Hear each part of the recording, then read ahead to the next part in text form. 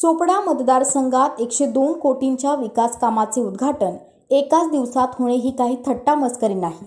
भर उन्हाळ्यात प्रतिदिवशी पायाला भिंगरी बांधून पायपीट करणारे आमदार चोपड्याच्या नशिबी आले आहेत। कोणताही भेद मनी न ठेवता जनसेवेचा चंग मनाशी ठेवून अद्वितीय असे काम करण्याची जिद्द मनाशी बाळगणारे जिद्दी जिगरबाज आमदार चोपडा मतदारसंघाला लाभणे एक जनतेचे भाग्यच आहे, असे परखड प्रतिपादन जिल्ह्याचे पालकमंत्री तथा पाणी पुरवठा व स्वच्छता मंत्री नामदार गुलाबराव पाटील यांनी येथे केले। ते चोपडा येथे आमदार सौ लताताई चंद्रकांत सोनवणे, आमदार चोपडा विधानसभा व माननीय आमदार प्राध्यापक चंद्रकांत सोनवणे यांच्या प्रयत्नातून मंजूर झालेले विकास कामांचे उद्घाटन लोकार्पण प्रसंगी बोलत होते। यावेळी व्यासपीठावर आपत्ती व्यवस्थापन, मदत व पुनर्वसन मंत्री नामदार अनिलभाई दास पाटील, कार्यसम्राट आमदार सौ लताताई सोनवणे, तालुक्याचे सुपरस्टार व माजी आमदार प्राध्यापक चंद्रकांत सोनवणे यांच्या प्रयत्नातून मंजूर झालेले विकास कामांचे उद्घाटन लोकार्पण प्रसंगी बोलत होते।